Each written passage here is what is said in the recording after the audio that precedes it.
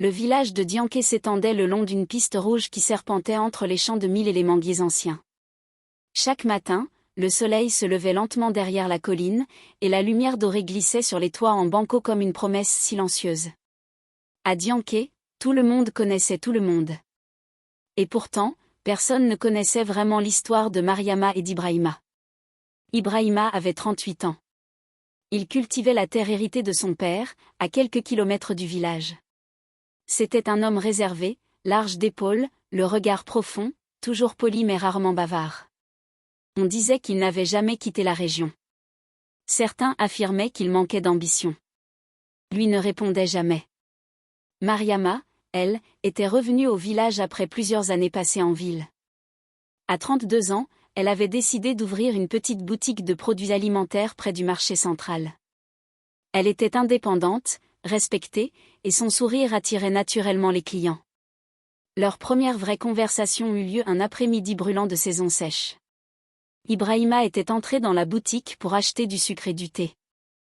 Mariama leva les yeux, leurs regards se croisèrent une seconde de trop. Pas un coup de foudre spectaculaire. Pas de musique invisible. Juste une présence remarquée. « Tu viens rarement au marché », dit-elle en lui tendant la monnaie. « Je préfère les champs », répondit-il calmement. Elle sourit. Les jours suivants, il trouva toujours une raison de repasser. Du savon. Du riz. De l'huile. Parfois des choses dont il n'avait pas vraiment besoin. Les discussions restaient simples. La pluie. Les récoltes. Les prix au marché. Mais dans leur silence, quelque chose grandissait. Au village, rien ne reste discret longtemps. Les regards commencèrent à changer. Les murmures aussi. Elle a vécu en ville, disait-on. Lui, il n'a jamais bougé d'ici. Ça ne durera pas. Mariama entendait les commentaires, mais elle continuait à vivre comme elle l'entendait. Elle avait choisi de revenir au village. Ce n'était pas un échec. C'était une décision. Un soir, alors que le marché se vidait, Ibrahima resta après la fermeture.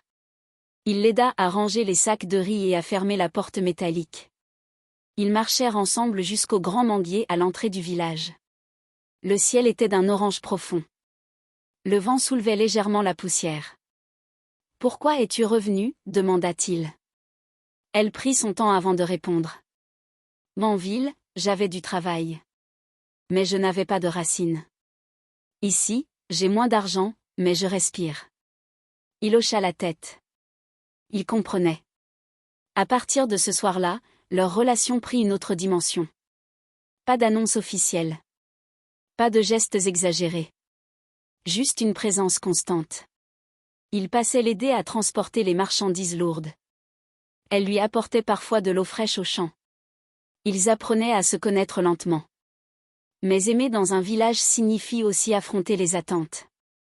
La famille d'Ibrahima s'inquiétait. Et elle a connu la ville. Elle ne restera pas. Elle est trop indépendante. Du côté de Mariama, certaines amies étaient sceptiques. Tu mérites quelqu'un qui peut t'emmener plus loin. Tu vas rester ici toute ta vie ? Ces phrases s'installaient dans l'esprit comme des graines de doute. Un jour, une opportunité inattendue arriva pour Mariama. Une ancienne connaissance de la ville lui proposa un partenariat, ouvrir une boutique plus grande à Dakar. Les bénéfices seraient importants. Elle resta silencieuse pendant plusieurs jours. Le soir, sous le manguier, elle finit par en parler à Ibrahima. Il l'écouta sans l'interrompre. « C'est une belle opportunité, dit-il simplement. » Elle le regarda, cherchant une opposition, une supplication, quelque chose. « Et toi ?» demanda-t-elle. Il fixa l'horizon. « Moi, je suis ici. Ma terre est ici. Ma mère est ici. Ma vie est ici. Mais je ne veux pas être la raison qui te retient. » Ce n'était pas la réponse qu'elle espérait. C'était une réponse honnête. Les jours suivants furent lourds. Moins de rire. Plus de silence. Mariama imaginait la ville, les lumières, l'argent, l'indépendance renforcée. Puis elle regardait Dianké, la simplicité, la chaleur humaine, le regard d'Ibrahima quand il parlait de ses projets agricoles. Car oui, Ibrahima avait des projets. Il voulait moderniser son exploitation, introduire l'irrigation goutte à goutte, augmenter les rendements. Il n'était pas sans ambition. Il était simplement enraciné. Un matin, alors que le soleil se levait, Mariama marcha seule jusqu'au champ. Elle observa Ibrahima travailler. La sueur sur son front. La concentration dans ses gestes. La dignité tranquille.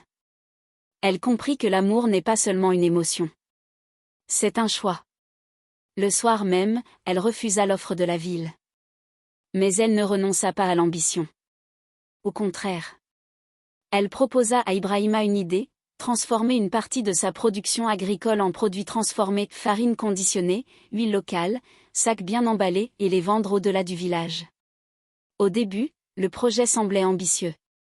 Les moyens étaient limités. Les critiques aussi présentes qu'avant. Mais cette fois, ils étaient deux. Ils travaillèrent tard le soir à planifier. Ils économisèrent. Ils apprirent.